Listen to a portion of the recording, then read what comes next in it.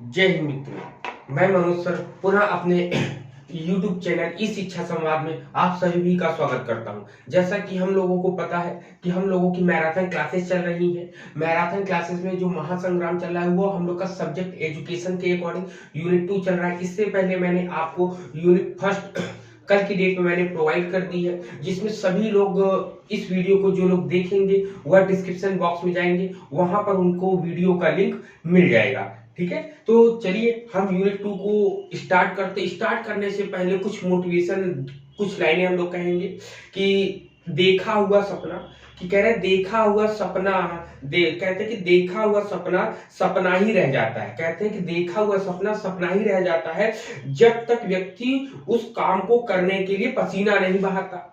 ठीक है, तो देखा हुआ सपना सपना ही रह जाता है जब तक वह व्यक्ति उस काम के लिए पसीना नहीं बहाता, तब तक वो सपना पूरा नहीं होता। तो उसी काम को करने के लिए हम लोगों की क्लासेस भी, हम लोग का भी जो एम है जीआरएफ का नेट का, उसको पाने के लिए हम लोगों को पसीना बहाना पड़ेगा। इस ठंड के मौसम में भी कंटिन्यू हम लोग को बैठना पड़ेगा। तो ठीक है, तो चलिए सबसे पहले हम लोग चलते हैं यूनिट फर्स्ट में। जितनी भी आपको सांख्य दर्शन, योग, वेदांत, जैन, बौद्ध, इस्लाम पढ़ाया, फिर पाश्चात्य दर्शन में आपको आदर्शवाद आपको पढ़ाया, यथार्थवाद पढ़ाया, प्रकृतिवाद पढ़ाया, प्रयोजनवाद बताया, अस्तित्ववाद, मार्क्सवाद बताए, फिर समाजशास्त्र के अंदर सोशल में बताया मैंने, फिर उसमें थिंकर्स, सोशल थिंकर्स के बारे में हम लोगों ने बात करी। अब हम लोग बात करते हैं यहाँ पर history, polity and economics of education. हम लोग का जो टॉपिक है history, polity and economics of education. तो सबसे पहले हम लोग में जो कमेटीज आई हैं उन कमेटीज से हम लोग बातें करेंगे। ठीक है, हम लोग उस कमेटी से बातें करेंगे कि कमेटी और कमीशन में क्या क्या चीजें आई थी। ठीक है, कमेटी और कमीशन से क्या क्या चीजें आई थी। तो सबसे पहले यहाँ जो भी बातें हो रही वह टीचर एजुकेशन के लिए बात हो रही है। ठीक है, टीचर एजुकेशन के लिए बात हो रही है। जब कभी टीचर एजुकेशन की हम लोग बात करते हैं तो उसमें सबसे पहले टीचिंग स्किल्स आते हैं, फिर पेडागोजिकल थ्योरीज आते हैं जिसमें कंटेंट आता है आपका, फिर प्रोफेशनल स्किल्स आती है। ये टीचर एजुकेशन की मेन बेसिक फंडामेंटल्स डिसिप्लिन थे इसमें, कि जिसमें क्या क्या चीजें आएंगी आपकी सबसे पहले मैंने क्या बताया आपको, टीचिंग स्किल आएगा आपका, पेडागोजिकल थ्योरी आएगी और प्रोफेशनल स्किल्स आएंगे आपको। ठीक है, उसके साथ कमेटी एंड कमीशंस में सबसे पहले हम लोग देखेंगे, अब वन बाय वन देखते हैं। सबसे पहले किसकी बात करिए, सबसे पहले जो आपके सिलेबस में दिया है वह दिया है सेकेंडरी एजुकेशन कमीशन। किसको दिया है? सेकेंडरी एजुकेशन कमीशन की बात क्या करेंगे, secondary education commission. Secondary education commission, जब सेकेंडरी एजुकेशन कमीशन की बात करते हैं तो सबसे पहले मन में यही आता है सेकेंडरी एजुकेशन कमीशन आया कब था। ठीक है, स्टैब्लिश कब हुआ था ये हम लोगों में। ठीक है, सेकेंडरी एजुकेशन कमीशन। तो अब आप बताइए ये कब कब आया था आपका, 1952 से लेके 1953 इस सेशन में आया था आपका। ठीक है, मेन फंडा ये था आपका इसमें कि इसकी बातें जब हम लोग बातें करते हैं तो इसमें ये आया था। इसमें हम लोगों की बातें क्या क्या कही गई थी इसको भी हम लोग को लिए जानना बहुत जरूरी है। ठीक है, इसके लिए भी हम लोग को जानना बहुत जरूरी है। इसमें क्लियर है, बताए। अब नेक्स्ट इसके बाद अब देखिए इसमें और क्या चीजें आती हैं। ठीक, अब इसमें देखिए सबसे पहले अगर हम बात करेंगे इसमें, तो इसमें सबसे पहले अगर हम लोग बात करेंगे तो ये कह रहा है कि सेंट्रल इंस्टीट्यूट ऑफ इंग्लिश, मतलब कुल मिला के इसमें ये बात करेंगे। सबसे पहले अगर हम देखते हैं कि इसमें बात किस चीज की करी गई है, तो चलिए हम वन बाय वन इसमें इस टॉपिक से रिलेटेड हम लोग डिस्कस करते हैं कि इसमें क्या क्या बातें गई है। तो इसमें सबसे पहला पॉइंट है, इसमें जो है टीचर्स और ट्रेनिंग को लेके प्रॉब्लम को एनालिसिस किया, मतलब कि यहाँ पर एनालिसिस किया गया। क्या किया गया? एनालिसिस किया गया। एनालिसिस क्या किस पर किया गया? प्रॉब्लम्स पे। किसकी? प्रॉब्लम्स पे। अब प्रॉब्लम्स भी किसकी थी? अब प्रॉब्लम्स यहाँ पे स्टूडेंट की नहीं थी, लर्नर्स की नहीं थी। ठीक है, यहाँ पर कुल मिला के प्रॉब्लम को जो एनालिसिस किया गया, किसको समस्या हो रही है, तो यहाँ पे टीचर्स के लिए और ट्रेनिंग के लिए। टीचर्स और ट्रेनिंग के लिए, टीचर्स और ट्रेनिंग का जो है ये एनालिसिस कर रहे हैं कि इनमें क्या समस्याएं आ रही हैं। ये आपकी आई थी सेकेंडरी एजुकेशन कमीशन, जो कि 1952 से 1953 के अंतर्गत आती है। अब इसमें और क्या बात करें, इसमें कहा गया कि 3 टाइप्स, मतलब इसमें 3 प्रकार के टीचर ट्रेनिंग की बात करेगी, टीचर ट्रेनिंग इंस्टीट्यूशंस की बात करेगी। कितने बात करेगी, पहला पॉइंट ये है। दूसरे पॉइंट में कह रहा है कि 3 इयर्स, ठीक, क्या कह रहा है, थ्री टाइप्स, सॉरी ईयर्स बता रहे, 3 टाइप्स है आपका, 3 टाइप्स, ठीक, 3 टाइप्स क्या बताया इन्होंने, 3 टाइप्स ऑफ टीचर ट्रेनिंग, ठीक, टीचर ट्रेनिंग इंस्टीट्यूट की बात बताइए, टीचर ट्रेनिंग इंस्टीट्यूट की बात बताइए, जिसमें आपका क्या आया है, सबसे पहले प्राइमरी आया है, ठीक, प्राइमरी आता है, प्राइमरी के बाद इन्होंने बोला सेकेंडरी आता है, ठीक, सेकेंडरी के बाद इन्होंने क्या बताया था आपका, सेकेंडरी बाद कॉलेजेस बताए थे आपके, ठीक है, ये 3 चीजें बताई थी, प्राइमरी बताई थी, सेकेंडरी बताया था और फिर कॉलेजेस बताया था, ठीक, कॉलेजेस बताए थे इसमें, ठीक है, इतनी चीजें, ये पॉइंट था। फिर इसके बाद और इसमें क्या बताता है, इसमें और देखते हैं हम लोग क्या चीजें बताता है। तो इतनी 2 पॉइंट तो ये याद रखिएगा, जब कभी एनालिसिस की बात करें टीचर ट्रेनिंग के लिए, टीचर्स के लिए, तब इसी की बात हम लोग करेंगे। अब इसमें और क्या बातें की, इसने मुख्य रूप से रिकमेंड किया था, क्या रिकमेंड किया था, करिकुलम को करिकुलम एक्टिविटीज के बोले थे, रिफ्रेशर कोर्सेज बोले थे, मतलब कुल मिला के इसने जो बोला था, जो इंपॉर्टेंट एग्जाम में पूछा था, इसमें कुल मिला के को करिकुलम के बारे में पूछा था, को करिकुलम के बारे में बोला, ठीक, को करिकुलम के साथ साथ यहाँ पे रिफ्रेशर कोर्सेज बोले हैं, रिफ्रेशर कोर्स, रिफ्रेशर कोर्स, ठीक, रिफ्रेशर कोर्सेज के बारे में इन्होंने बोला है। रिफ्रेशर कोर्सेज के साथ साथ इन्होंने रिसर्च वर्क भी बोला है, क्या बोला है, research work and research work, research work के बारे में बोला है यहाँ पर, ठीक है, ये पॉइंट बहुत इंपॉर्टेंट है। अब इसमें मेन जो आता है, मेन इसमें सेकेंडरी एजुकेशन कमीशन में 3 इयर्स टीचिंग एक्सपीरियंस बोला है फॉर एडमिशन, एमएड में एडमिशन के लिए, सबसे पहले एमएड में एडमिशन के लिए इन्होंने 3 इयर्स टीचिंग एक्सपीरियंस बोला था, इन्होंने क्या बोला था, 3 इयर्स एक्सपीरियंस होना चाहिए, और मुख्य रूप से इसमें एक्सटेंशन होते थे, क्या होते हैं, एक्सटेंशन कोर्सेज होते हैं,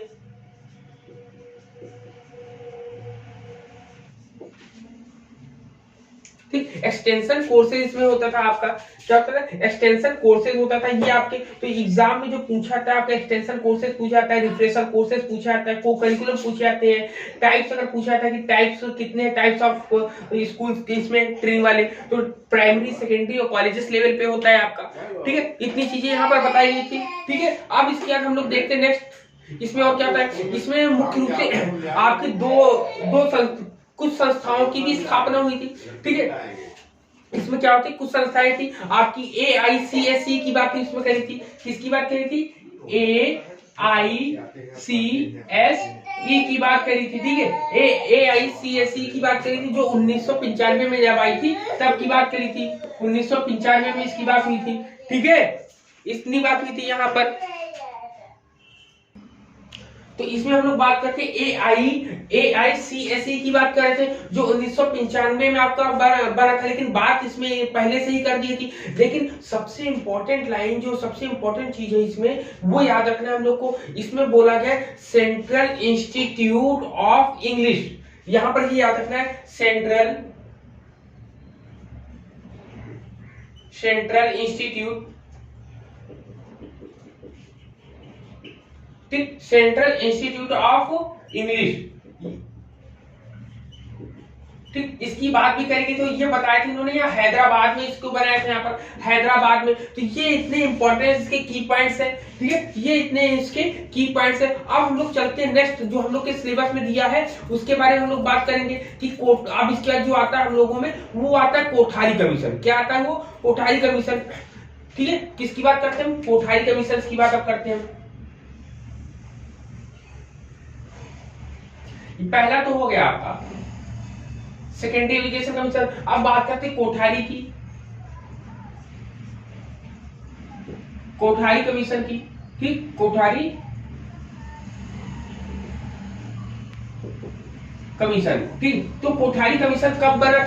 सभी को पता है कोठारी कमीशन 1964 से 1966 के मध्य में बना था। इन दोनों के 64 में बनाना शुरू किया था, फिर इसके बाद इन्होंने बातें अपनी करके कंप्लीट 1966 में दे दिया। फिर इसमें बात क्या करी इन्होंने, कुल मिलाके जब पूरा इन्होंने अवलोकन किया, इसका रिपोर्ट बनाया, रिपोर्ट बनाने में इन्होंने कुछ पॉइंट को आउट किया। इन्होंने बताया कि वीकनेस, मतलब यहाँ पर इन्होंने पॉइंट आउट करके वीकनेस को निकालने के लिए बोला है कि सिस्टम में जो कमियां है, वीकनेस है, जो कमजोरियां हैं, उनको निकालने के लिए बोला। इन्होंने रिकमेंड क्या किया, निकाला, इन्होंने सब्जेक्ट बोले। इन्होंने बोला कि सब कोई भी चीज होगी वो सब्जेक्ट ओरिएंटेशन की बात करी है। इन्होंने क्या बात कही है? सब्जेक्ट ओरिएंटेशन, सब्जेक्ट, ठीक, किसकी बात करिए? सब्जेक्ट ओरिएंटेशन की बात करी है, ठीक। सब्जेक्ट ओरिएंटेशन की बात करने के साथ साथ इन्होंने क्या बोला है? इंट्रोडक्शन ऑफ इंटीग्रेटेड कोर्सेस, मतलब कुल मिला के इंटीग्रेटेड कोर्सेस की बात बोलते हैं, इंटीग्रेटेड कोर्सेस की, ठीक, इंटीग्रेटेड कोर्सेज की बात बोलते हैं। जब इंटीग्रेटेड कोर्सेज को बोल रहे हैं, साथ ही साथ इसमें और क्या लाया इन्होंने बोला है इंटीग्रेटेड कोर्सेज को जनरल रूप से करें हम। फिर इन्होंने प्रोफेशनल एजुकेशन की भी बात करी। इन्होंने कहा कि प्रोफेशनल एजुकेशन,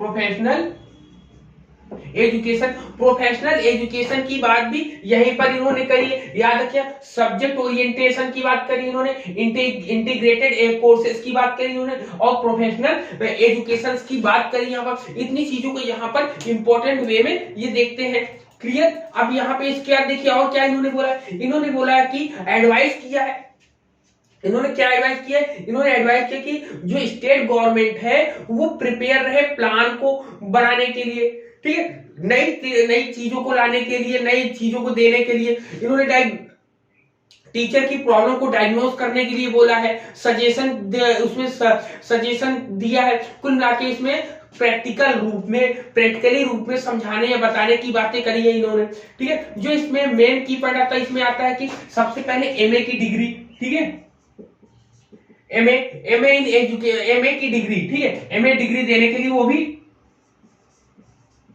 एमए डिग्री, वो भी सब्जेक्ट कौन सा था? एजुकेशन में,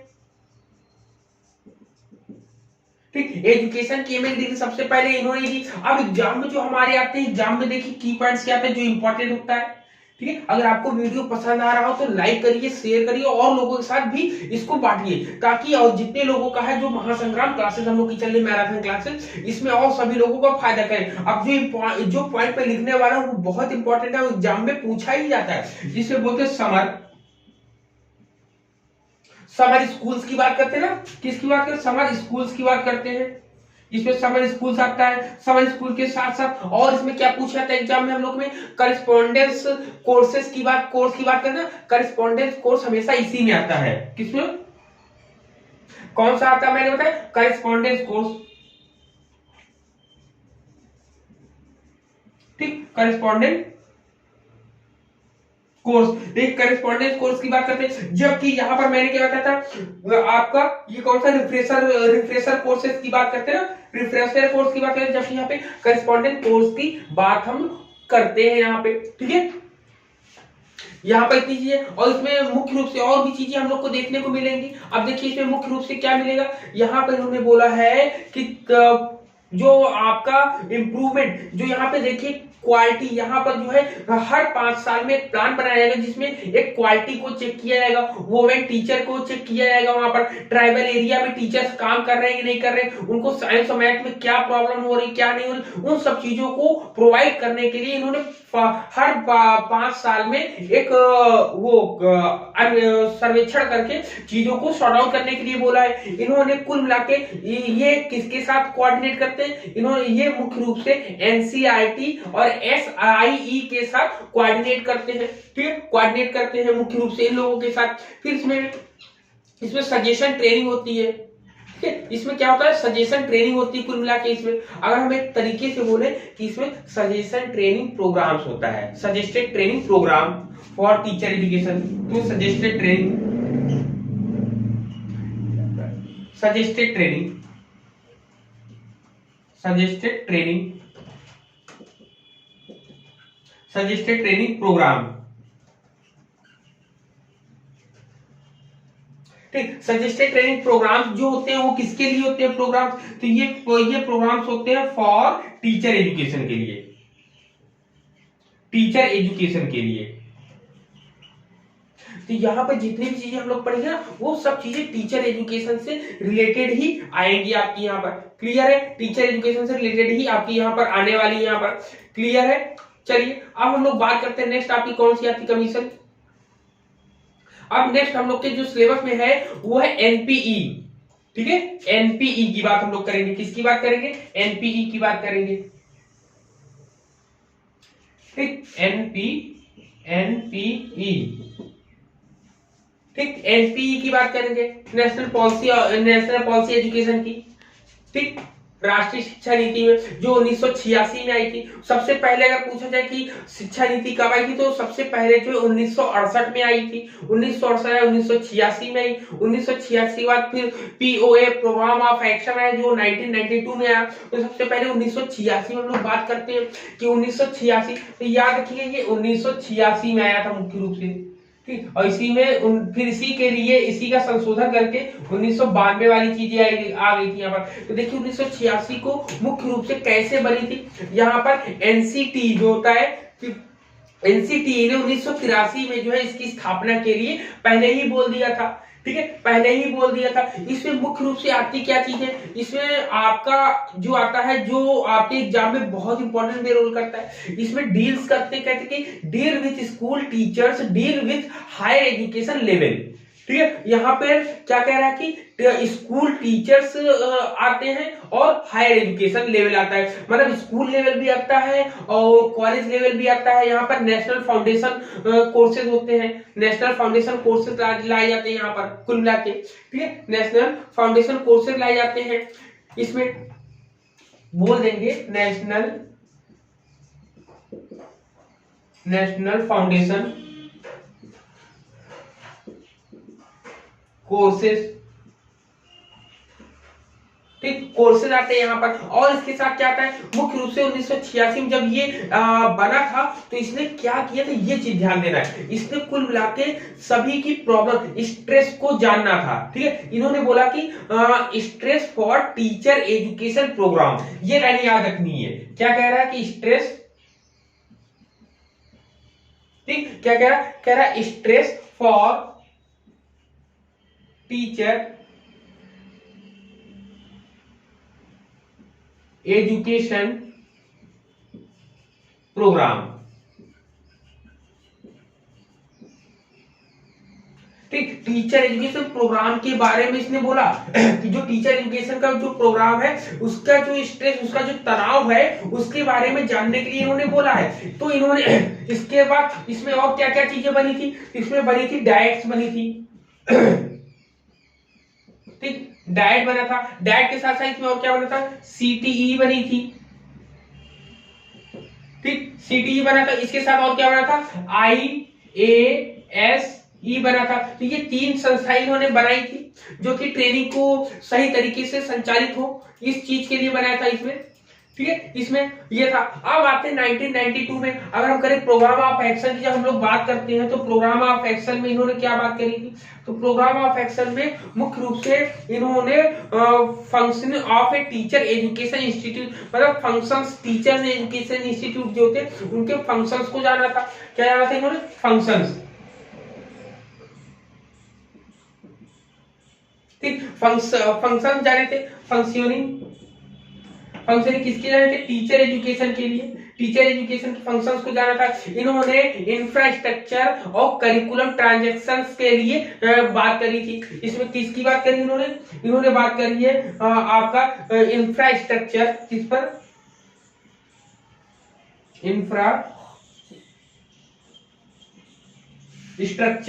एंड और क्या बात करी थी, और करिकुलम ट्रांजैक्शन की बात करी थी।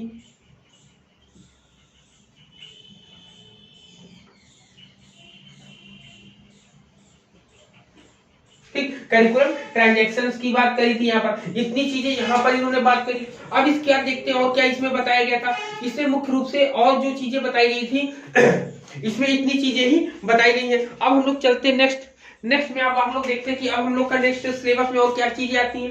नेक्स्ट सिलेबस में आपका आता है एनसीटी। क्या आता है? एनसीटी।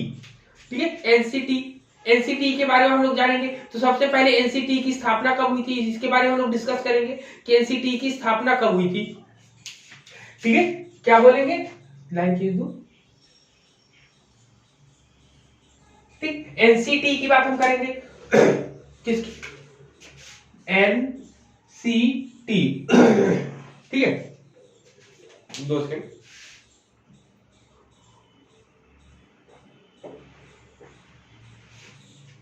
एनसीटी की जब हम बात करते हैं तो एनसीटी की स्थापना कब हुई थी? इसकी स्थापना मुख्य रूप से अगर देखा जाए तो 1983-85 में होती है, लेकिन वास्तविक रूप में ये 1999 में ही काम करना शुरू करती है।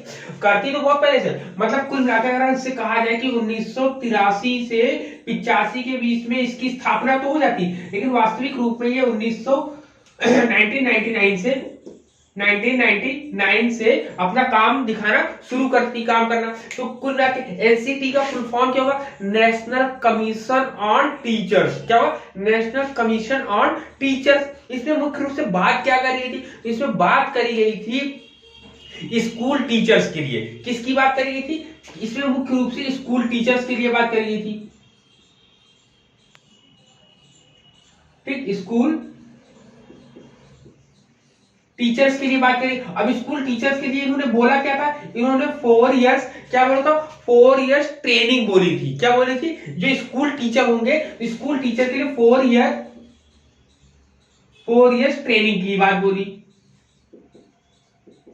ठीक, मतलब जो स्कूल में टीचर्स पढ़ाते हैं, पढ़ाने के लिए अब उनको ऐसे डायरेक्ट जाके नहीं पढ़ाएंगे, बल्कि उनको क्या करना पड़ेगा? उनको वहां पे 4 साल का प्रशिक्षण लेना पड़ेगा। प्रशिक्षण लेने के बाद ही वो जो है स्कूल में पढ़ाने के लिए एलिजिबल होंगे। तो इन्होंने बोला कि प्रैक्टिस टीचिंग इंटर्नशिप बोली। तो इंटर्नशिप की बात देखिए यहाँ पे याद रखिएगा। इंटर्नशिप की बात कौन कर रहा है? इंटर्नशिप की बात ये कर रहा है ना, याद रखिएगा। यहाँ पे प्रैक्टिस बोला है यहाँ पर। ठीक, प्रैक्टिस में इन्होंने क्या बोला है? प्रैक्टिस में इन्होंने बोला है टीचिंग इंटर्नशिप। प्रैक्टिस टीचिंग, बोला प्रैक्टिस टीचिंग। ठीक, प्रैक्टिस टीचिंग के लिए इन्होंने इंटर्नशिप के लिए बोला है। ठीक, इंटर्नशिप। तो इंटर्नशिप की बात एनसीटी बात करता है। एनसीटी बात करता है ना इंटर्नशिप की बात। इसमें क्या मुख्य रूप से करते हैं, जब इंटर्नशिप की बात करते हैं तो इसमें और चीजें जो देखी जाती है, स्पेसिफाइंग द ऑब्जेक्टिव्स। यहाँ पे ऑब्जेक्टिव्स पर ज्यादा ध्यान देते हैं। ठीक, ऑब्जेक्टिव्स पर हम लोग ज्यादा ध्यान देते हैं। यहाँ पर एनसीटी ने ज्यादा ध्यान दिया। फिर इसके बाद कुल मिला के यहाँ पर अगर हम कहा जाए तो यहाँ पर अगर वन वर्ड में कहा जाए तो यहाँ पर साइंटिफिक एटीट्यूड की बात करते हैं। किसकी बात करते हैं? Scientific attitude. ठीक, साइंटिफिक एटीट्यूड की बात करते हैं यहाँ पर। तो ये इसके की पॉइंट्स थे जो कि हम लोग के एग्जाम में बार बार पूछे जाते हैं। क्लियर है? तो यहाँ पर ये 4 हम लोगों ने अभी डिस्कस किए हैं। अब इसके आगे और भी चीजें हैं, उसको भी डिस्कस करते हैं। तो यहाँ ये कंप्लीट हो गया है, तो अब हम लोग आगे चले। ठीक है, अब हम लोग आगे चलते हैं। आगे आपकी किसकी बात है? एनसीएफ की बात करेंगे, नेशनल नॉलेज कमीशन की बात करेंगे। तो इसको हम साफ करते हैं ना, बिल्कुल एक बार स्क्रीनशॉट ले लीजिएगा आप लोग। ठीक है, चलिए अब इसको हम लोग क्या करते हैं? साफ करते हैं। नेक्स्ट आगे चलते हैं। ठीक है, अब इसके बाद एनकेओ की बात आएगी। देखिए एग्जाम में भी एनकेओ आया था कि एनकेओ के कौन संस्थापक थे? तो वहां पर सैम पित्रोदा है। वो आए थे आपका। अभी हम लोग एनसीएफटीई पढ़ेंगे। एनसीएफटीई में देखते हैं क्या क्या बातें कही गई है। ठीक है, एनसीएफटीई में भी हम लोग देखेंगे कि क्या क्या बातें कही गई है मुख्य रूप से। ठीक है, एनसीएफटीई के बारे में बात करेंगे। और जस्टिस वर्मा कमेटी जो हम लोग का बीएड का जो पहले 1 साल था उसको 2 साल कर दिया गया, तो जस्टिस वर्मा कमेटी ने इसकी अनुशंसा करी थी और पूनम बत्रा मैम ने कमेटी ने उसको क्या किया है, लागू कर दिया था, जो कि जो सब 1 साल के थे उसको 2 साल का कोर्स कर दिया है। अब इससे रिलेटेड 2017 में क्वेश्चन गया था कि क्यों किया गया था ना, क्वेश्चन आते रहते हैं इससे। ठीक है, तो यहाँ पर जितनी भी चीजें आपको कराई जा रही, बहुत इंपॉर्टेंट क्लासेस चल रही है और आपको पूरा का पूरा सिलेबस कवर कर दिया जाएगा 1 बाय 1। ठीक है, 1 बाय 1 आपको पूरा सिलेबस कवर कर दिया जाएगा इस क्लासेस में। ठीक है, चलिए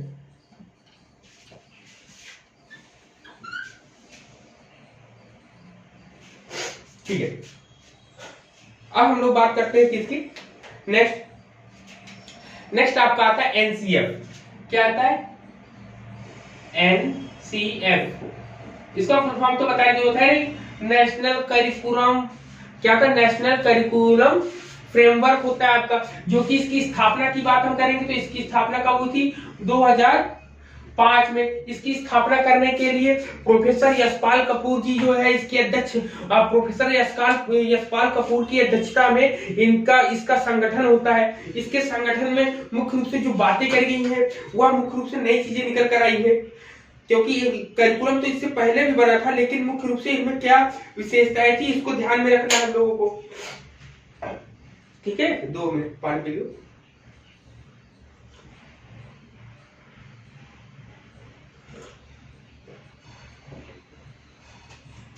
जब एनसीएफ 2005 आता है तो एनसीएफ 2005 में बोला गया कि पुराने तरीके से जो शिक्षाएं चल रही ना उसको छोड़ दीजिए। मतलब उन्होंने कहा कि केवल 4 दीवारी के अंदर बच्चों को शिक्षा ना दी जाए, बल्कि वहां से बाहर निकलकर उनको शिक्षा दी जाए। तो कुल मिला के इसमें पीस एजुकेशन बोला है, पीस एजुकेशन बोला है आपका, ठीक है, पीस एजुकेशन बोलते हैं। ठीक है, पीस एजुकेशन बोला है यहाँ पर। पीस एजुकेशन के बाद इन्होंने क्या बोला, हेल्थ एंड योगा एजुकेशन बोला है। क्या बोला है, हेल्थ एंड योगा एजुकेशन की बात करते हैं।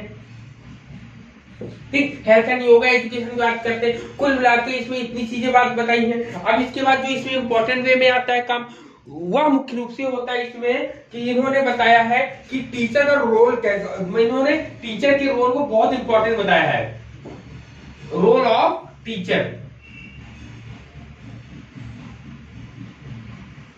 ठीक, रोल ऑफ टीचर, टीचर की भूमिका बहुत इंपॉर्टेंट यहाँ पर बताई है। यहाँ पर बताया कि टीचर जो क्या करेगा काम,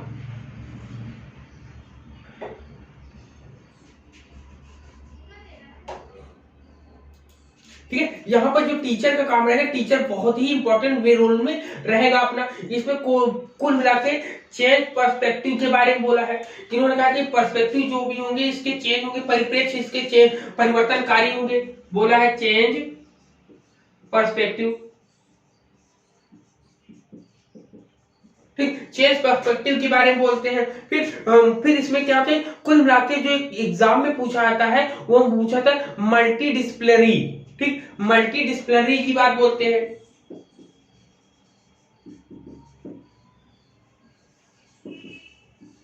ठीक, मल्टी डिसिप्लिनरी की बात बोलते हैं ना, मल्टी डिसिप्लिनरी।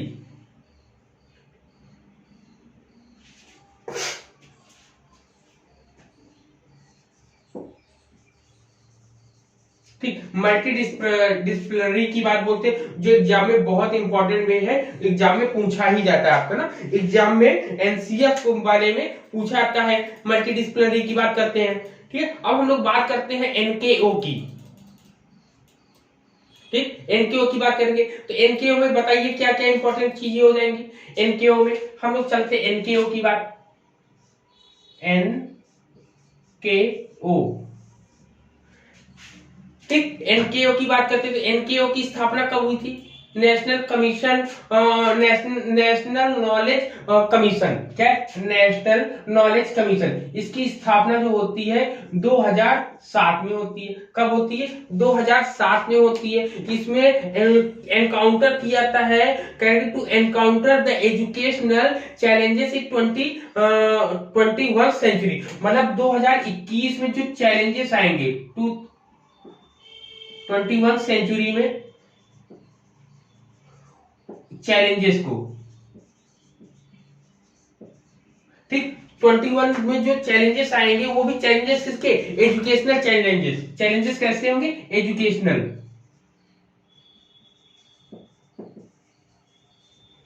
एजुकेशनल चैलेंजेस आएंगे, उसमें उनको तैयार करना, कि उसकी प्रॉब्लम को सॉर्ट आउट करने के लिए सभी को तैयार करना। इसका जो क्वेश्चन आता है मुख्य आता है कि इसके संस्थापक कौन है? तो इसको यह है mister Sam Pitroda. Sam Pitroda,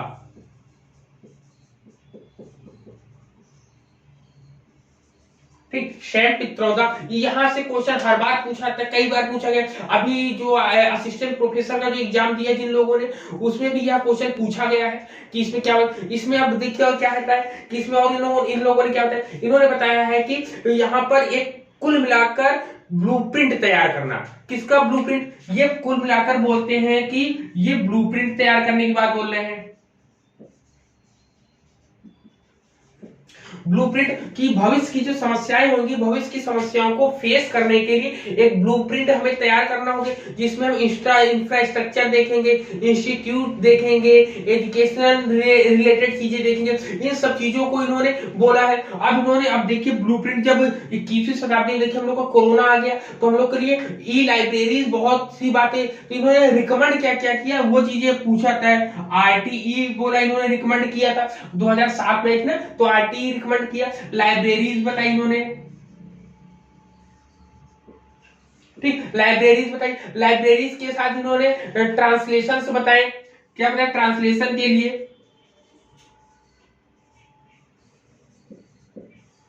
ठीक, ट्रांसलेशन के लिए बताया है। फिर इनके कुल मिलाकर इन्होंने ट्रांसलेशन पोर्टल भी बताया। क्या बताया? पोर्टल होते नहीं, पोर्टल की पोर्टल्स बनाए जाते हैं पढ़ने के लिए। फिर नॉलेज नेटवर्क, और एक दूसरा नॉलेज नेटवर्क की बात करिए, ठीक, नॉलेज नेटवर्क की बात करिए यहाँ पर। तो इतनी चीजें यहाँ पर ये लेकर साथ में अपने चलते हैं यहाँ पर। क्लियर है? नॉलेज नेटवर्क लेके बात करते हैं। अगर आपसे कहा जाए कि वाइब्रेंट नॉलेज बेस्ड सोसाइटी की बात जो करता है, वाइब्रेंट नॉलेज बेस्ड सोसाइटी की बात यही करते हैं। कौन करते हैं? वाइब्रेंट। ठीक है, याद रखिएगा, वाइब्रेंट नॉलेज की, वाइब्रेंट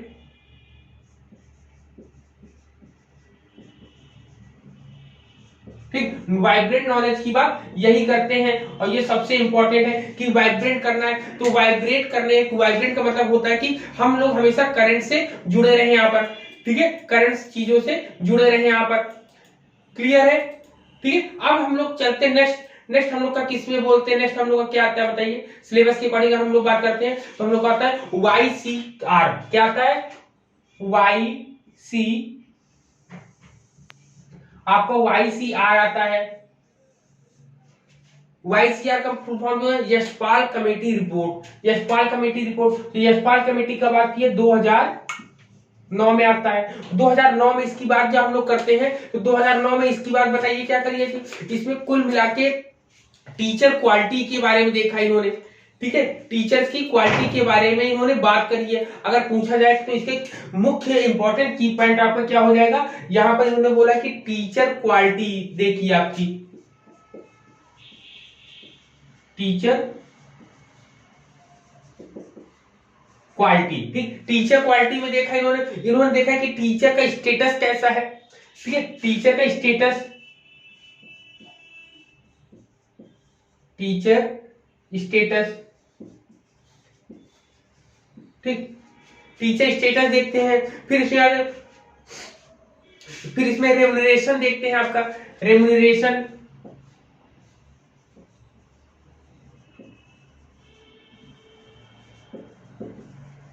ठीक, रेम्युनरेशन देखते हैं, रेम्युनरेशन के साथ साथ इन्होंने कंडीशन देखी, मतलब टीचर्स के वर्क देखे, एकेडमिक टीचर्स का एकेडमिक चीजें देखी, इन सब चीजों पर इन्होंने मुख्य रूप से पॉइंट रखा है, यहाँ पर ध्यान दिया कि टीचर क्वालिटी को चेक करना। कुल मिलाकर यहाँ पे इन्होंने बोला है कि प्रिपरेशन ऑफ टीचर्स के लिए अब इन्होंने कहा कि टीचर को तैयार करना है। सबसे बड़ी बात इन्होंने बोला है कि हायर एजुकेशन,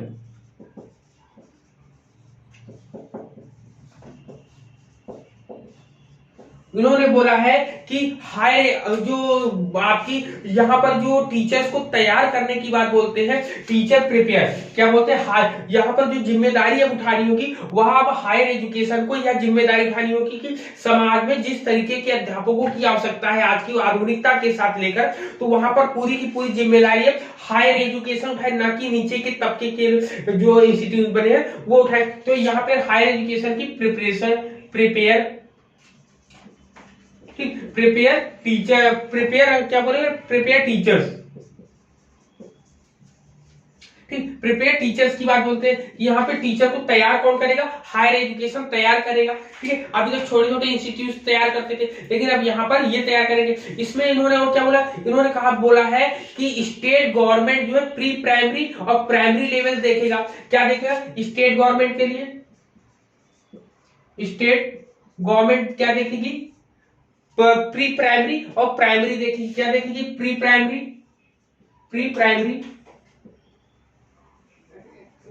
और प्राइमरी लेवल, प्राइमरी लेवल देखिए, ये दो लेवल्स देखेगी यहाँ पर। क्लियर है, ये दो लेवल्स यहाँ पर चेक करेगी। ये दो लेवल्स देखने के साथ इसमें कुल मिला के अगर और देखा जाए तो यहाँ पे एकेडमिक स्टाफ कॉलेजेस की बात करा है इन्होंने, ये इंपॉर्टेंट है। किसकी, एकेडमिक स्टाफ,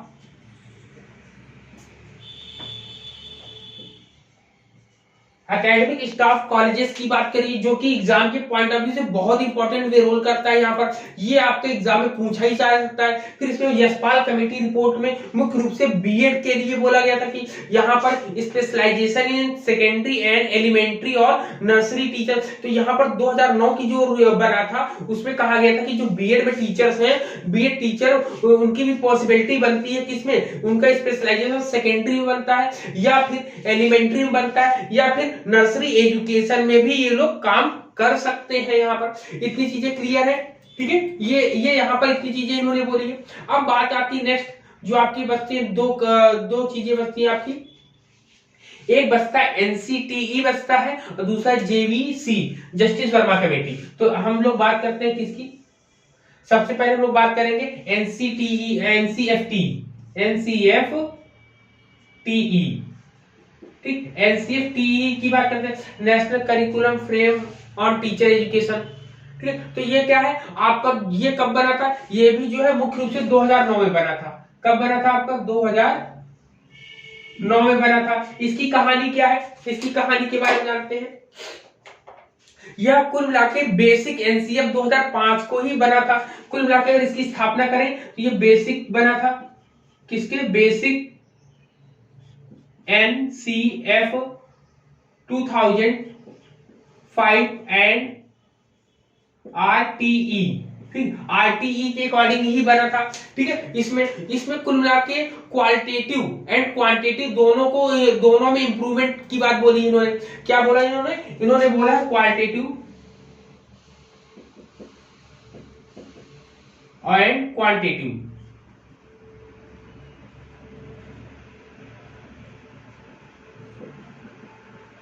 क्वालिटेटिव क्वांटिटेटिव दोनों चीजों में बोला है इन्होंने और क्या बोलता है, इन्होंने inspiring vision of teacher education, इन्होंने टीचर्स को अनुभव मतलब उनको मोटिवेट करने के लिए बोला ना, इन्होंने कंसर्न्स किया था टीचर एजुकेशन के लिए। ठीक है, टीचर एजुकेशन के लिए इन्होंने कंसर्न्स किया था। कुल मिला के अगर एक बात पे कहा जाए तो इन्होंने टीचर एजुकेशन करिकुलम पर ज्यादा ध्यान दिया। क्या दिया था, टीचर एजुकेशन करिकुलम पे। टीचर एजुकेशन करिकुलम के लिए इन्होंने 3 एरिया बताए थे, A, बी और सी। तीन एरिया की बात करी थी। एरिया की बात सबसे पहले इसी ने करी, इससे पहले और किसी ने नहीं करी थी। ठीक है, तो तीन एरियाज की बात यही करता है सबसे पहले। अब बात आती है जस्टिस वर्मा कमेटी की। ठीक, किसकी बात आती है? जेवीसी की, जस्टिस वर्मा कमेटी।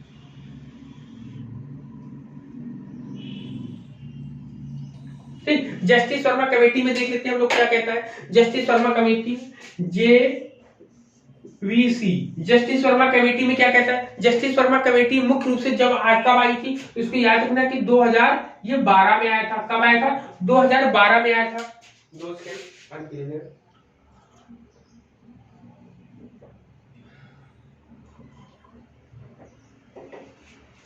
ठीक, जस्टिस वर्मा कमेटी जब आई थी, तो जस्टिस वर्मा कमेटी सन 2012 में आई थी। मुख्य रूप से इसमें क्या बोला था इन्होंने? एंट्री, मतलब एंट्री टेस्टिंग, जो आपका इंट्रेंस एग्जाम होता है उसके लिए ट्रांसपेरेंट प्रोसीजर बोला था। क्या बोला था? ट्रांसपेरेंट,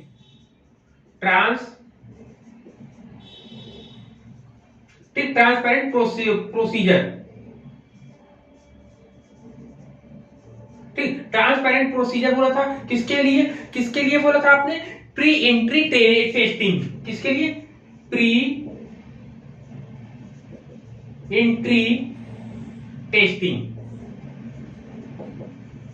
प्री एंट्री टेस्टिंग के लिए इन्होंने मुख्य रूप से बोला था किसके? कैंडिडेट्स के लिए, जो भी कैंडिडेट्स इसमें बोलते हैं आते हैं एडमिशन के लिए। और इसमें क्या बोला इन्होंने? बोला कि duration of programme of teacher education need to be enhance. इन्होंने क्या बोला कि जब कभी देख रहे कि जो ड्यूरेशन है programme education of teacher education की, उसको बढ़ाने के लिए बात करी इन्होंने। क्या बोला इन्होंने बढ़ाने की बात करी है।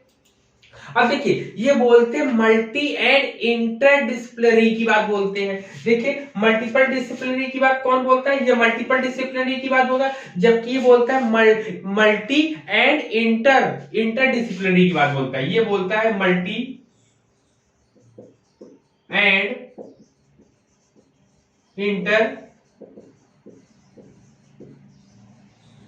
मल्टी एंड इंटरडिसिप्लिनरी की बात ये बोलता है आपका। इसमें क्या बोला? इसमें बोला है कि स्कूल के इस तरह की school with teacher education institute, मतलब स्कूल के साथ साथ स्कूल के साथ साथ इन्होंने टीचर एजुकेशन को भी लेने का प्रस्ताव रखा है, बात रखी है इन्होंने।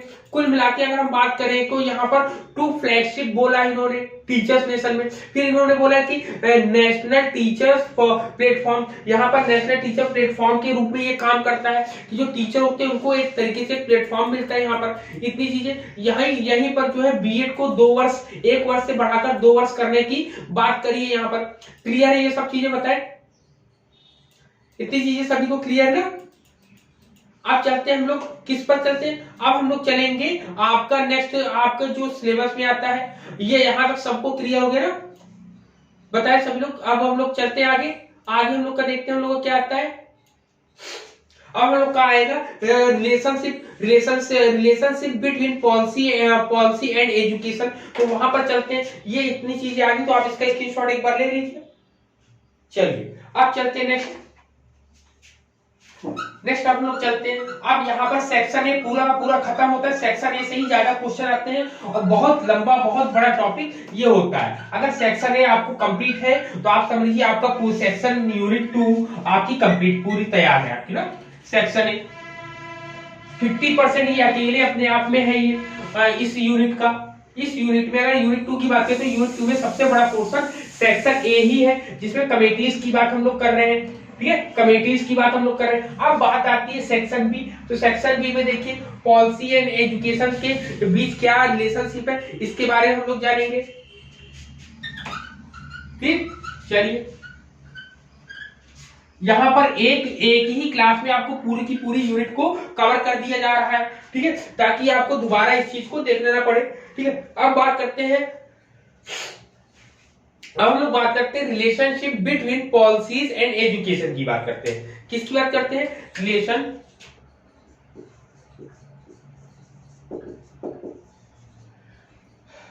रिलेशनशिप। ठीक, रिलेशनशिप पॉलिसी, ठीक, पॉलिसीज और पॉलिसीज हो जाएगा एंड एजुकेशन।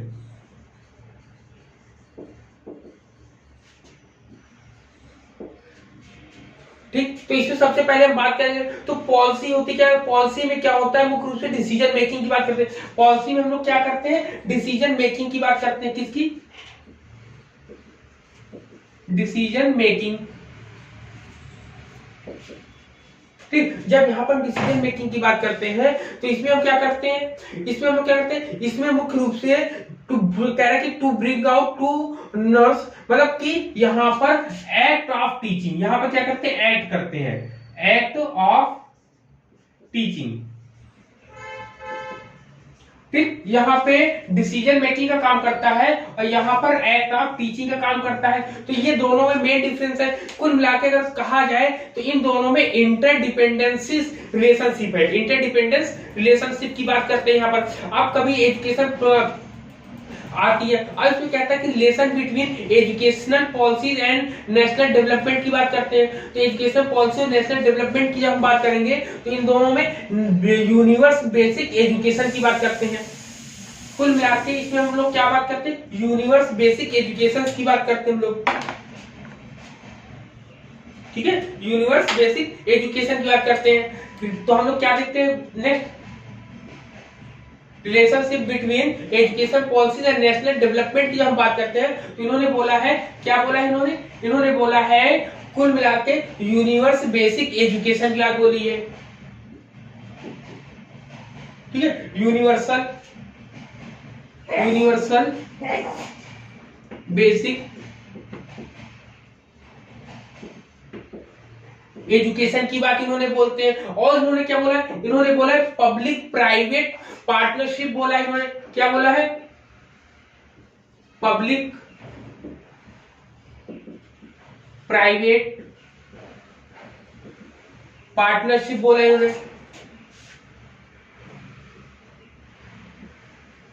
पार्टनरशिप बोला है यहाँ पर। ठीक है, पब्लिक प्राइवेट पार्टनरशिप बोला है। इन्होंने बोला है special attention to girls and women. इन्होंने क्या बोला, स्पेशल अटेंशन। ठीक, स्पेशल अटेंशन किसको देने बोला है, special attention to girls and womens की बात बोली है। ठीक, वुमेन्स को देने की, वुमेन्स वो भी किसकी, एजुकेशन की। ठीक, इतनी बात बोली इन्होंने, भी इतना बोला है। और मुख्य रूप से जो इंपॉर्टेंट लाइन आती है, इन्होंने डिसेंट्रलाइजेशन की बात करी। किसकी बात करी,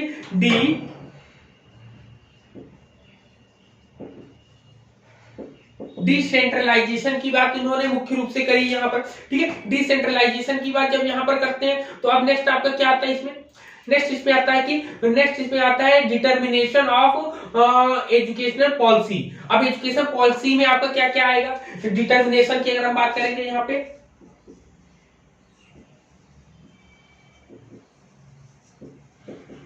ठीक, कह रहे डिटर्मिनेशंस। ठीक है, ठीक, determinations of educational policy. Determination of educational policy बात करेंगे तो इसमें क्या आता है, इसमें पॉलिसी डिजाइन सबसे पहले हम करेंगे, क्या करेंगे, पॉलिसी डिजाइन करेंगे। ठीक, पॉलिसी डिजाइन करेंगे। पॉलिसी डिजाइन के साथ साथ इसमें क्या आता है, और आपका नेक्स्ट आपका इसमें स्टेक होल्डर्स आते हैं ऑन देयर एंगेजमेंट। क्या आता है, स्टेक होल्डर्स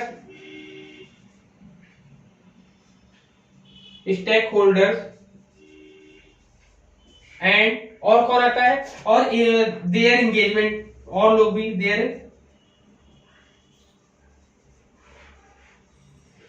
एंगेजमेंट पे आता है। फिर इसके अलावा और क्या आता है, फिर इसमें इंस्टीट्यूशनल पॉलिसी, इंस्टीट्यूशनल्स आते हैं, पॉलिसी आती है, सोसाइटी कॉन्टेक्स्ट आता है आपका, सोशल कॉन्टेक्स्ट आता है आपका। ठीक है, सोशल कॉन्टेक्स्ट आता है। फिर इम्प्लीमेंटेशन स्ट्रेटजीज आती है।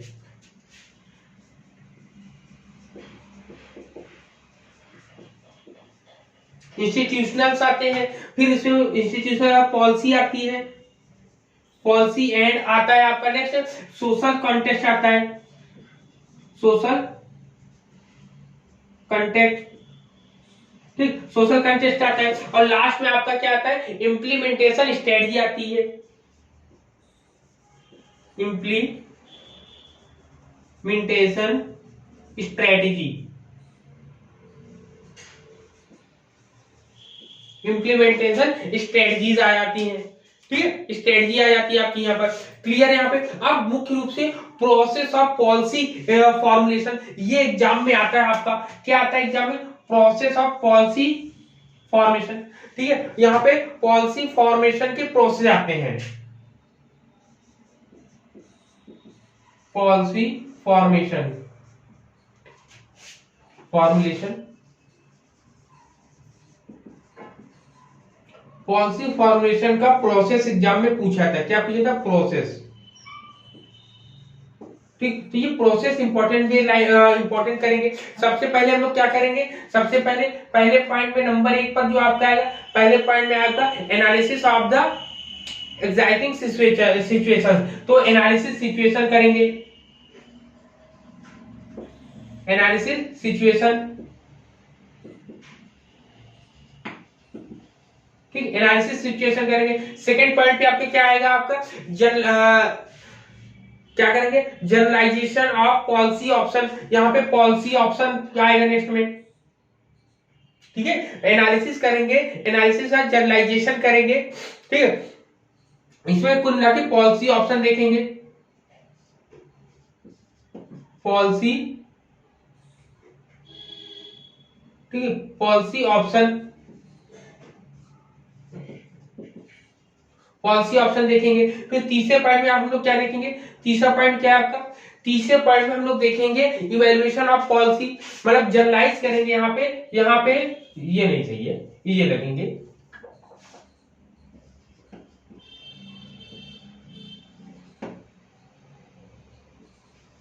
जनरलाइजेशन ऑफ पॉलिसी ऑब्जेक्ट्स, ठीक। पॉलिसी ऑप्शंस देखेंगे, ऑप्शन, पॉलिसी ऑप्शंस, ठीक। पॉलिसी ऑप्शन देखेंगे। जब पॉलिसी ऑप्शन देखेंगे फिर इवैल्यूएट करेंगे। क्या करेंगे? इवैल्यूएशन ऑफ, अब इवैल्यूएशन किसका करेंगे? पॉलिसी ऑप्शन का, पॉलिसी ऑप्शन का करेंगे, पॉलिसी ऑप्शन, ठीक। पॉलिसी ऑप्शन करेंगे। नंबर 4 पे क्या करेंगे? नंबर 4 पर हम करेंगे मेकिंग द पॉलिसी डिजाइन। क्या करेंगे? मेकिंग द पॉलिसी डिजाइन करेंगे, फिर ठीक। नंबर 5 पे क्या आपका है? नंबर 5 पे आपका है प्लानिंग ऑफ पॉलिसी इंप्लीमेंटेशन। क्या आएगा? Planning of policy implementation,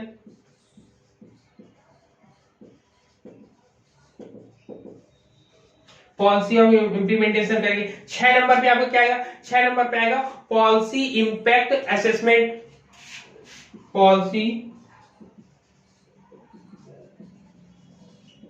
impact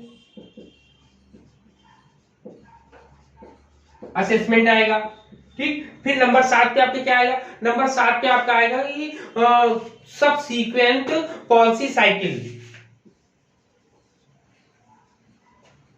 ठीक है। पॉलिसी सब सीक्वेंट, क्या? Subsequent policy cycle, policy cycle, cycle आएगा। तो इतनी चीजें आएंगी। अगर हमके की पॉइंट्स को पकड़ना हो तो सबसे पहले हम लोग क्या करेंगे? एनालिसिस करेंगे, ठीक है। एनालिसिस ए करेंगे हम लोग। क्या करेंगे? सबसे पहले ए करेंगे हम लोग, एनालिसिस करेंगे। एनालिसिस का जनरलाइजेशन करेंगे हम लोग, जनरलाइजेशन का इवैल्यूएशन करेंगे हम लोग, इवैल्यूएशन का मेकिंग करेंगे, मेक करेंगे, मतलब एजीई कर देंगे। ये एजीई का मतलब हो जाएगा कि पॉलिसी मेकिंग की बात करते हैं यहाँ पर, ठीक। ये करता है पॉलिसी मेकिंग की, पॉलिसी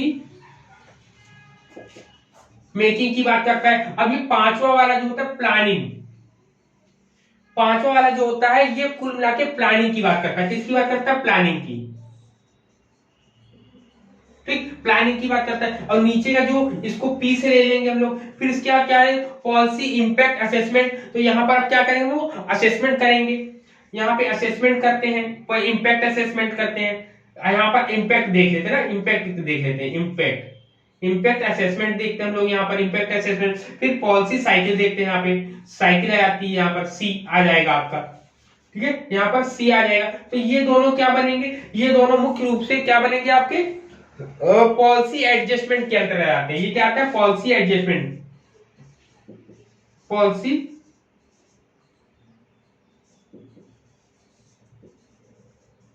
पॉलिसी एडजस्टमेंट के अंतर्गत आता है। तो एग्जाम में ये स्टेप जरूर आता है, जरूर से जरूर हम लोग के एग्जाम में पूछा जाता है, ठीक है, हम लोग के एग्जाम में ये पूछा जाता है, ठीक है। तो यहाँ पर ये चीजें हो गई आपकी, क्लियर हो गई। अब हम लोग बात करेंगे सेक्शन सी की, इकोनॉमिक्स की। तो ये आपको कंप्लीट हो गया, तो हम लोग चलते हैं नेक्स्ट वाले की स्लाइड की तरफ।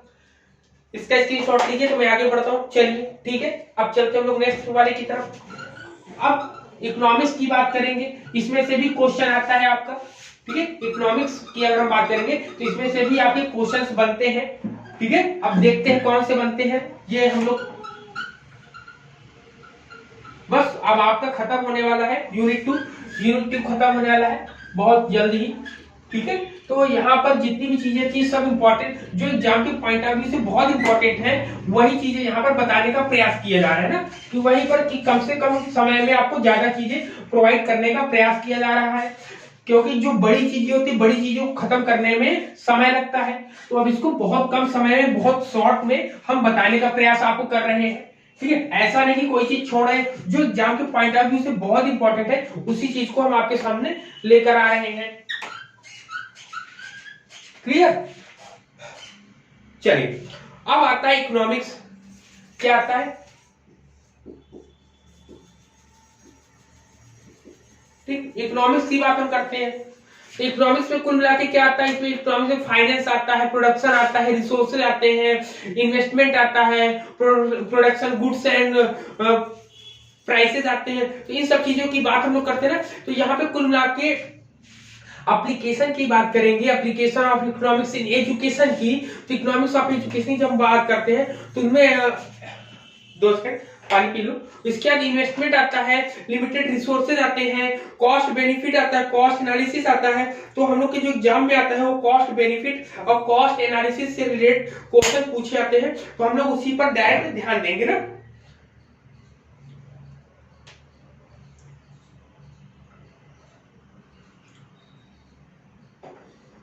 ठीक है, हम लोग को जो ध्यान देना है वो कॉस्ट बेनिफिट और कॉस्ट एनालिसिस की बात करनी है। तो यहां पे देखते हैं कॉस्ट बेनिफिट देखेंगे हम लोग, कॉस्ट बेनिफिट एनालिसिस देखेंगे,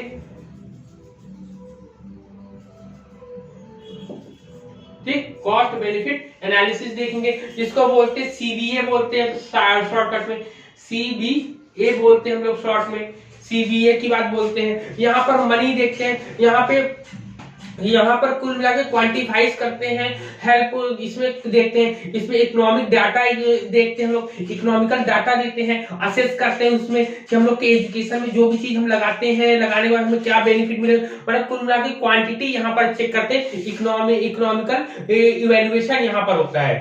कुल मिला के हम कहेंगे इकोनॉमिक, ठीक, economic evaluation, economic evaluate teaching technique से, ये टेक्निक्स हो जाएगा, इकोनॉमिक इवेल्युएट टेक्निक, ठीक, टेक्निक का यूज हम यहाँ पर करते हैं। टेक्निक का यूज करके हम देखते हैं ना कि क्या क्या बेनिफिट हमें होगा, क्या नहीं होगा, कि हम इसमें कितने पैसे लगाएं, कितने लगाने पे हमें क्या प्रॉफिट्स होगा, ठीक है। अब कॉस्ट भी अगर हम बात करते हैं, कॉस्ट कितने प्रकार के होते हैं, कॉस्ट आपके दो प्रकार के होते हैं, एक यूनिट कॉस्ट होता है, एक प्राइवेट कॉस्ट होता है। यूनिट कॉस्ट में आपके टोटल एक्सपेंशन आते हैं, टोटल इनरोलमेंट आता है आपकी, जबकि प्राइवेट कॉस्ट में आपका पब्लिक कॉस्ट आता है, इंडिविजुअल कॉस्ट आते हैं। इन सब चीजों की कॉस्ट की बात करते हैं। अगर इसमें हम बात करते हैं कि इसके स्टेप्स की, तो इसके स्टेप्स भी इंपॉर्टेंट वे में आएंगे आपके। इनके स्टेप सबसे पहले स्पेसिफाई द क्लियर प्रोजेक्ट और प्रोग्राम, मतलब पहले स्टेप इसकी बात करते हैं,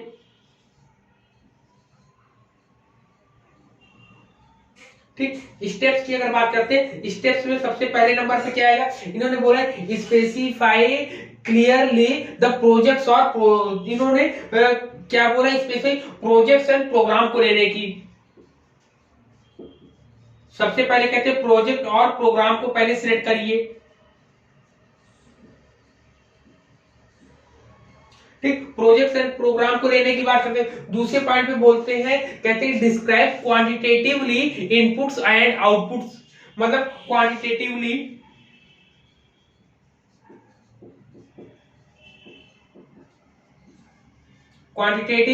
input and output,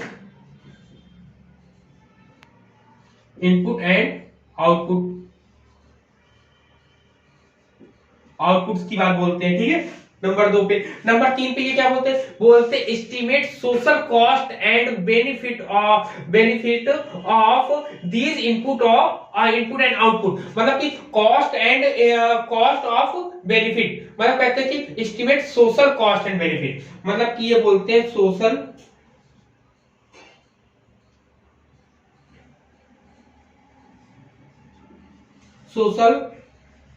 cost and benefit, ठीक। सोशल कॉस्ट एंड बेनिफिट की बहुत बात बोलते हैं, किसके, इनपुट एंड आउटपुट की बात। फिर चौथे नंबर पर जो बोलते हैं, चौथे नंबर पर बोलते हैं complete this benefit and cost, ठीक। अब यहाँ पे लास्ट में बोलते हैं बेनिफिट एंड कॉस्ट, यहाँ पे लास्ट में बात करते हैं कि कुल मिला के अब बताओ कि कंप्लीटली मुझे कितना फायदा हुआ, इसके बारे में पूछते हैं हम लोग से, बात करते हैं हम लोग का, ठीक है। एक अगर कहा जाए कि इसका फॉर्मूला, इसके फॉर्मूले को हम बना सकते हैं कि एनबी आपका बनता है नेट बेनिफिट,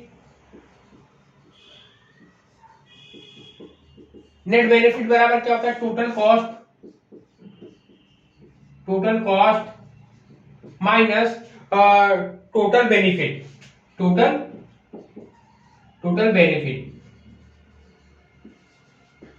ठीक। ये फॉर्मूले हमको याद रखना है कि नेट बेनिफिट अगर हमें पता करना है तो नेट बेनिफिट के लिए टोटल कॉस्ट आपने कितना लगाया, टोटल बेनिफिट कितना हो उसको घटा दीजिए, तो आपका नेट बेनिफिट आपका पता चल जाएगा आपको।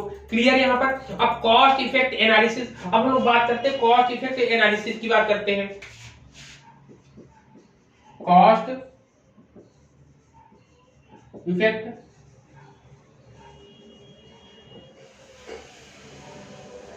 एनालिसिस, तो कॉस्ट इफेक्ट एनालिसिस की बात करेंगे। ये तो क्वांटिटेटिव है, याद रखिएगा ये क्या है, क्वांटिटेटिव है,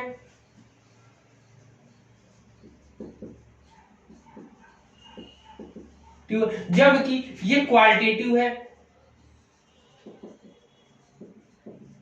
और साथ साथ क्वांटिटेटिव, मतलब यहां पर दोनों की चीजें, ठीक, यहां पर दोनों चीजें यहां पर मिलकर आती हैं, यहां अकेले की बात नहीं करता, यहां पर नेचुरल यूनिट्स एंड इक्वलिटी की बात करता है, ठीक है। यहां पे नेचुरल यूनिट्स पे इक्वलिटी की बात करता है एंड स्किल्स की बात करता है, यहां पर इतनी चीजों को साथ में लेके चलता है। अगर हमसे पूछा है कि इसका फॉर्मूला क्या होता है तो याद कि इसका फॉर्मूला एग्जाम में पूछ लेते हैं। तो कॉस्ट इफेक्ट एनालिसिस का फॉर्मूला जो होता है आपका होता है कॉस्ट ऑफ इन्वेस्टमेंट, ठीक है। लिखेंगे कॉस्ट ऑफ इंटरवेनियंस,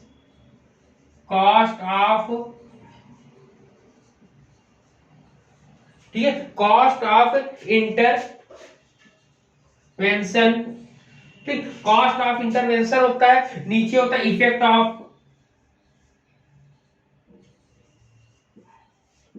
ऑफ इंटरवेंशन,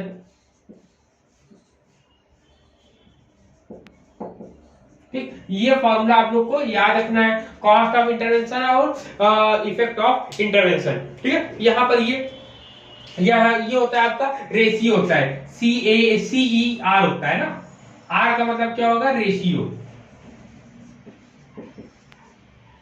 ठीक है, रेशियो हो जाएगा आपका। यहाँ पर ये रेशियो हम इसका बताते हैं, यहाँ पर क्लियर है हम लोग का, रेशियो बताते हैं। अगर हमसे कहा जाए दोनों में डिफरेंस, मेन डिफरेंस क्या है, तो हम बताएंगे यहाँ पर आउटकम्स की बात करते हैं, नेट बेनिफिट की बात करते हैं, ये क्वांटिटेटिव है, जबकि इसकी बात करेंगे ये नेचुरल यूनिट्स की बात करता है, क्वालिटेटिव होता है। नॉन क्वांटिटेटिव होता है, CRR का फॉर्मूला, CEA का फॉर्मूला क्या होता है, ये होता है आपका, ये क्वालिटेटिव क्वांटिटेटिव दोनों की बात करता है, ये स्किल की बात करता है, क्वालिटेटिव स्किल की बात करता है, कुल मिला के। ठीक, ये चीजें हो गई। अब आपको इसका कहना है कि economic return to higher education, तो इकोनॉमिक रिटर्न आपका कॉस्ट और बेनिफिट हम देखते हैं। फिर इसमें हम लोग को देखते हैं ह्यूमन कैपिटल थ्योरी देखते हैं, किसमें, ह्यूमन कैपिटल थ्योरी, क्या देखते हैं, ह्यूमन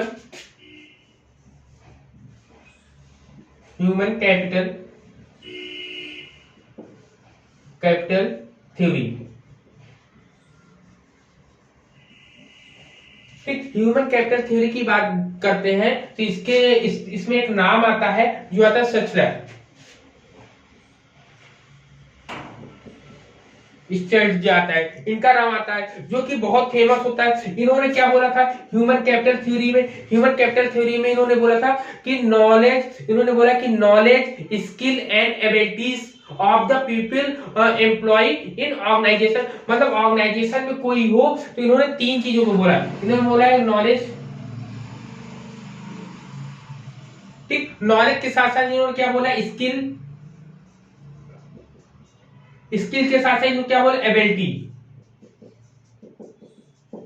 ठीक, एबिलिटी, इन तीन चीजों को बोला है। किसी भी कोई भी एम्प्लॉय हो तो इन तीन चीजों को यहाँ पर इसको होने के लिए बोला है कि यही आपका इंपॉर्टेंट है ह्यूमन कैपिटल थ्योरी के अंतर्गत। इन्होंने ह्यूमन कैपिटल थ्योरी में इन्होंने सोशल कैपिटल की बात करी, इकोनॉमिकल कैपिटल की बात करी, कल्चरल कैपिटल की बात करी और सिंबॉलिक कैपिटल की बात करी। किसकी बात करी आपकी, याद रखिए, आपका इकोनॉमिकल, किसकी, इकोनॉमिकल कैपिटल की बात करी, दूसरा सोशल की बात करी, सोशल कैपिटल की बात करी, तीसरे में आपका क्या हुआ, कल्चरल कैपिटल की बात करी, और चौथा आपका सिंबॉलिक कैपिटल की बात करी।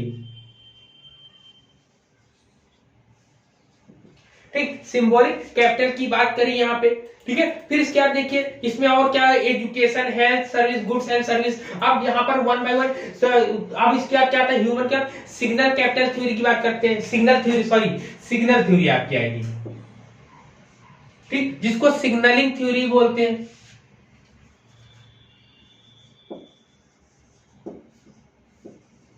सिग्नलिंग थ्योरी, ठीक, सिग्नलिंग थ्योरी की बात करते हैं तो सिग्नलिंग थ्योरी में इसको किसने दिया था, मिचेल स्पेंस ने दिया था। किसने दिया था, ठीक, मिचेल स्पेंस ने दिया ना,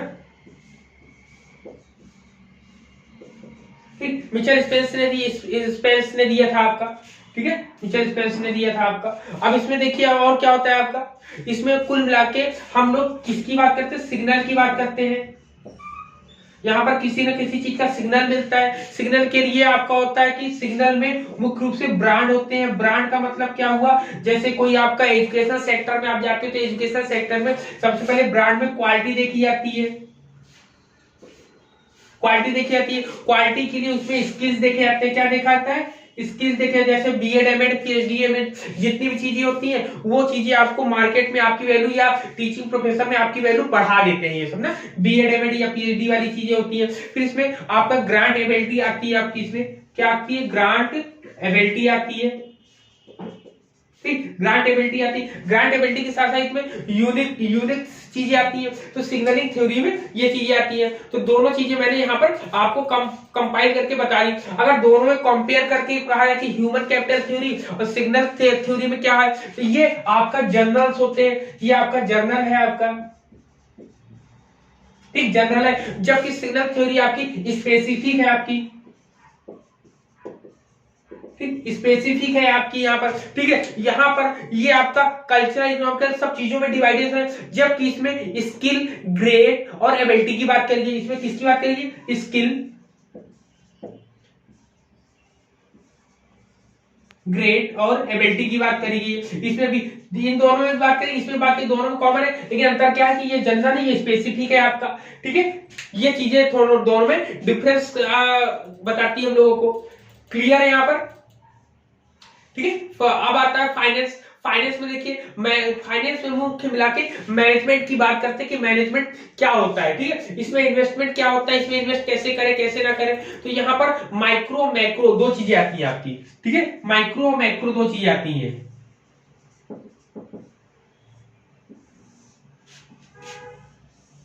ये आपका माइक्रो और ये आपका मैक्रो। ठीक, बात करते हैं चलिए। अब देखिए माइक्रो की बात करते हैं। माइक्रो की बात कुल मिलाके यहाँ पर माइक्रो में सेविंग आती है, नैरो कुल मिलाके यहाँ पे इसको कह सकते हैं सेविंग आता है इसमें, ये नैरो में होता है।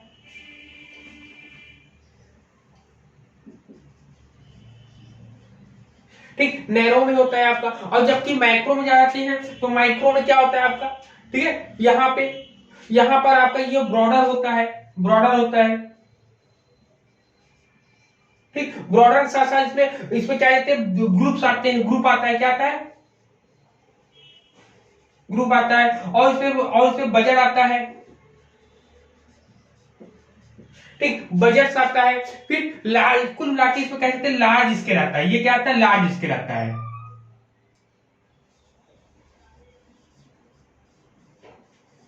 ठीक, लार्ज स्केल की बात करते हैं यहां पर। ठीक है, यहां पर और क्या, ये इंडिविजुअल होता है। ठीक, इंडिविजुअल्स में आते हैं ये आपका। क्लियर है यहाँ पे? तो दोनों पॉइंट्स यहाँ पर क्लियर होगा। अब बजट की बात करते हैं तो बजट में क्या क्या चीज आती है। बजट में फाइनेंशियल प्लान आता है, इन्वेस्टमेंट आते हैं, सेविंग्स आती है, एक्सपेंडिचर आता है, इंडिविजुअल गुड्स आते हैं, ग्रोथ आता है, ये आता है आपका। अब इसमें प्रिंसिपल्स की बात करते हैं तो प्रिंसिपल में अभी हम लोग ये इतनी चीजें क्लियर हो गई। अब इसको हम साफ करते हैं ना, एक बार आप लोग स्क्रीनशॉट ले लीजिए। ठीक है, चलिए।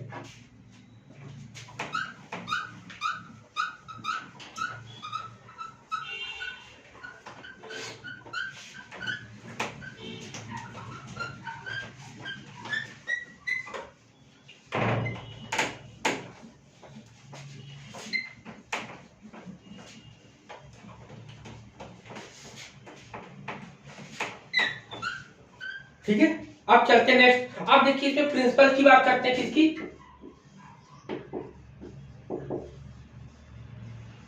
ठीक है, प्रिंसिपल की बात करते हैं। तो प्रिंसिपल में क्या होता है कि मैनेजमेंट सपोर्ट होता है। कुल मिलाकर प्रिंसिपल में आपको क्या आता है, मैनेजमेंट सपोर्ट। मैनेजमेंट सपोर्ट की बात करते हैं। ठीक, मैनेजमेंट सपोर्ट की बात करते हैं।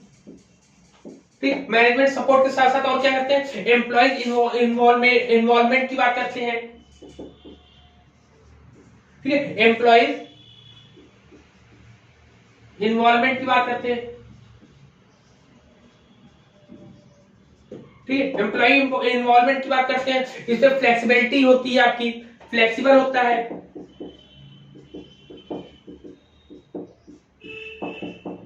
ठीक, फ्लेक्सिबिलिटी होती है आपकी। ठीक है, फिर इसमें रिस्पॉन्सिबिलिटी होती है। क्या होती है रिस्पॉन्सिबिलिटी,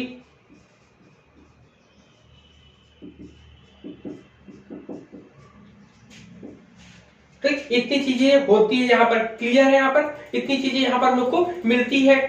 ठीक है, अब यहाँ पर पॉलिटिक्स आता है हम लोग का। कुल मिलाकर हम लोग किसकी बात करेंगे, पॉलिटिक्स की बात करेंगे। ठीक है, पॉलिटिक्स में देखिए क्या की जाती है।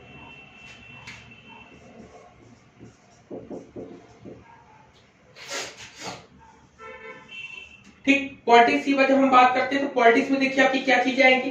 पॉलिटिक्स में इन्होंने बोलता है एनीथिंग ऑफ द स्टेट्स आता है, फिर बिलोंगिंग टू द स्टेट्स आते हैं। इन्होंने बोला है एनीथिंग, ठीक, क्या बोला, एनीथिंग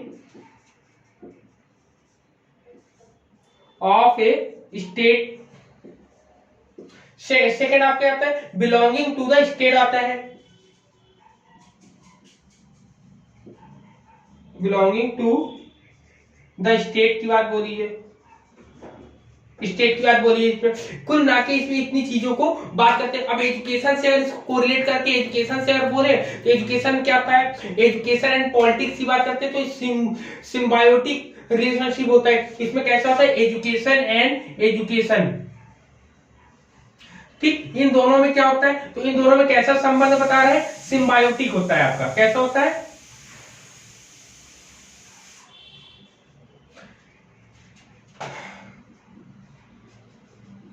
ठीक, सिम्बायोटिक रिलेशनशिप होता है।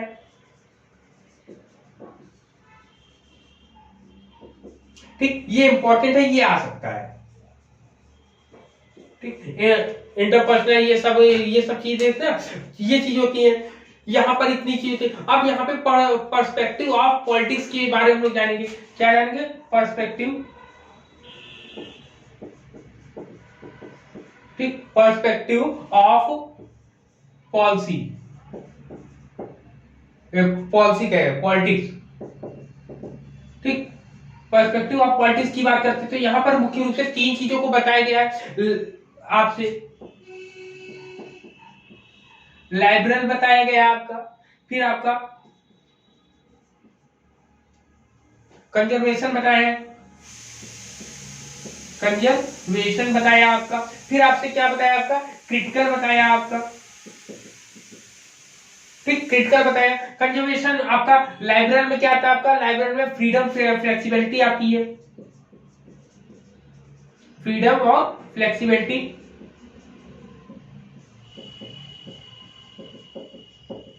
फ्लेक्सिबिलिटी आती है। कंजर्वेशन में क्या आता है आपका, कंजर्वेशन में रिगिड आता है, ठीक, रिगिड के साथ में ट्रांजैक्शन वैल्यूज आते हैं एंड रूल्स आते हैं।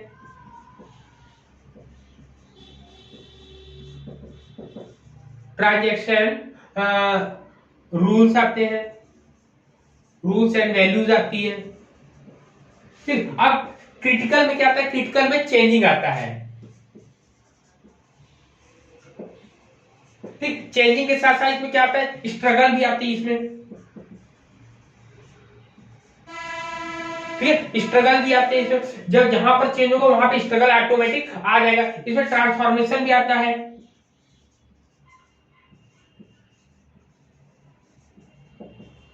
ठीक, ट्रांसफॉर्मेशन भी इसमें आता है आपका। यहाँ पर क्लियर है, यहाँ पर इतनी चीजें। यहाँ पर कुल मिला के इसमें अप्रोचेस की बात करेंगे।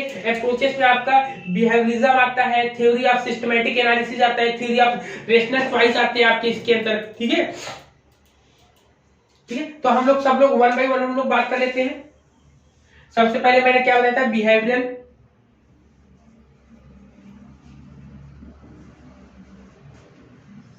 बिहेवियरल की बात करेंगे तो बिहेवियरल मुख्य रूप से किसने, डेविड एस्टन ने बात करी, किसने करी थी, डेविड, ठीक है, डेविड एस्टन ने बात करी थी, ठीक, डेविड एस्टन ने इसमें कुल मिला के अप्रोचेस की बात करी है। इसमें कुल मिला के स्टडी ऑफ पॉलिटिक्स बिहेवियर की बात करी है। इसमें बिहेवियर स्टडी बिहेवियर, ठीक, स्टडी बिहेवियर किसका करेंगे, पॉलिटिकल का, ठीक, पॉलिटिकल के स्टडी बिहेवियर, पॉलिटिकल के बिहेवियर को जानेंगे, यहाँ पर समझेंगे यहाँ पर, ठीक है, यहाँ पर इतनी चीजें हम लोग करेंगे, ठीक है। फिर इसमें इंपॉर्टेंट पॉइंट अगर हम देखेंगे, इंपॉर्टेंट पॉइंट इसमें रेगुलेशंस होता है, ठीक है, इंपॉर्टेंट में रेगुलेशंस है, इंफॉर्मेशन होता है, वेरिफिकेशन होता है, टेक्निक्स होते हैं, क्वांटिफिकेशन होता है, वैल्यूज होता है, सिस्टमैटिक होता है, प्योर से होता है, इंटीग्रेशन होता है। अब theory of system analysis, next आपका क्या आता है, theory of system analysis. System analysis में क्या क्या आता है आपका, सिस्टम एनालिसिस में पॉलिटिकल सिस्टम आते हैं, इंटरडिपेंडेंस आता है, डायनेमिक क्वांटिटीज आती है आपकी, ठीक है, ये सब चीजें आती है। अगर पॉलिटिक्स सिस्टम की बात करें तो इनपुट, डिमांड्स, फिर पॉलिटिक्स सिस्टम, ये सब चीजें आती है। कुल मिला के एग्जाम में जो आता है वो हम लोग बात करते हैं रेशनल चॉइस, रेशनल चॉइस से रिलेटेड हम बात करेंगे। तो यहाँ पे चॉइस थ्योरी, कुल मिला के ये क्या है, चॉइस थ्योरी यहाँ पर चॉइस इसमें रेशनल एक्शन थ्योरी वो इसमें आता है कुल के। इसमें राइट या रॉन्ग की बात करते हैं। क्या बात करते हैं? राइट या रॉन्ग की बात यहाँ पर मुख्य रूप से करी जाती है रेशनल चॉइस में, कि क्या चीज सही है मेरे लिए, क्या चीज गलत है, इस चीज को हम लोग देखते हैं। ठीक है, क्या चीज सही है क्या चीज गलत है, इस चीज को हम लोग देखते हैं। कुल मिला के इसके स्टेप्स भी आते हैं। इसके स्टेप्स हम लोग को ध्यान देना है, क्योंकि इसके स्टेप्स को ही रेशनल चॉइस से पूछ लेते हैं ना। इसके स्टेप्स, रेशनल चॉइस के स्टेप।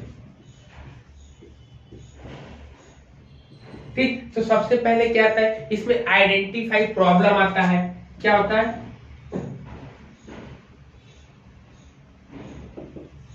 ठीक, आइडेंटिफाई प्रॉब्लम आता है। आइडेंटिफाई प्रॉब्लम, ठीक है। नंबर दो पे आइडेंटिफाई रैंक गोल। आइडेंटिफाई, ठीक है, आइडेंटिफाई या आपका आइडेंटिफाई रैंक गोल आता है। रैंक गोल्स आते हैं, रैंक गोल्स आता है आपका। फिर आपका आता है कि गैदर इंफॉर्मेशन आता है। फिर क्या आपका आता है? गैदर, क्या आता है आपका? गैदर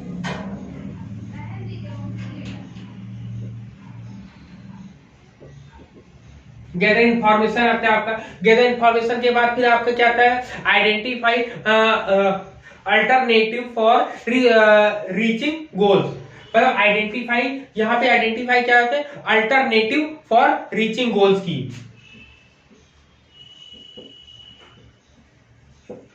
अल्टरनेटिव, ठीक है, अल्टरनेटिव फॉर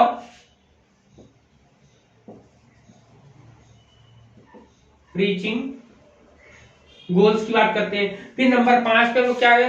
नंबर 5 पे एनालिसिस अल्टरनेटिव्स करते हैं। ठीक, किसकी एनालिसिस करते हैं? अल्टरनेटिव्स की बात करते हैं। अल्टरनेटिव्स को एनालिसिस करते हैं। फिर इसका 6 नंबर क्या आता है? 6 नंबर पर आता है सिलेक्ट अल्टरनेटिव आता है आपका। क्या आता है? Select,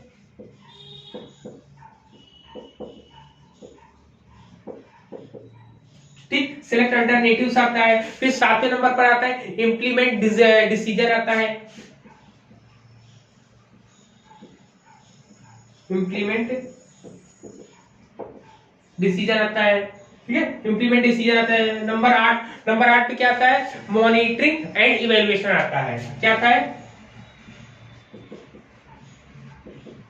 monitoring and evaluation. Monitoring and evaluation की बात यहाँ पर हम लोग करते हैं कुल मिला के। क्लियर? अब यहाँ पर ये चीज, अब पॉलिटिकल सोशलाइजेशन में क्या आता है? पॉलिटिकल सोशलाइजेशन में इनको कैसे लाना, कैसे नहीं करना है, उसमें किस बिहेवियर में लाना है। फिर डायरेक्ट पॉलिटिकल सोशलाइजेशन में फैमिलीज आ जाती है। इनडायरेक्ट में आपकी एजुकेशन आ जाते हैं आपके। क्लियर? एजेंसीज में फैमिली आ जाती है, एजुकेशनल इंस्टीट्यूशन आते हैं, पीयर ग्रुप्स आता है, मास मीडिया आता है। पॉलिटिकल डेवलपमेंट में डेमोक्रेसी, मल्टीडिसिप्लिनरी, एडमिनिस्ट्रेटिव, इन सब चीजों की हम लोग यहाँ बात करते हैं। तो यहाँ पर आपका पूरा का पूरा यूनिट 2 यहाँ पर आपका कंप्लीट होता है। बताइएगा कि यह वीडियो आपको कैसा लगा और आपके लिए हेल्पफुल हो पाया कि नहीं हो पाया, और जितने लोगों को आप इसको दे सकते हैं दे दीजिए और शेयर करिए, ताकि और लोगों को भी बेनिफिट हो। मैं ऐसे आपको यूनिट 1 यूनिट 2 दे चुका हूं, अभी कुछ देर बाद फिर यूनिट 3 भी देंगे, 4 भी, ऐसे क्रम वाइज आपका चलता रहेगा और आपको आज से कल की डेट में आपको पूरी की पूरी यूनिट्स प्रोवाइड हो जाएंगी। ठीक है, वीडियो कैसा लगा जरूर बताएं। Thank you very much. जय हिंद।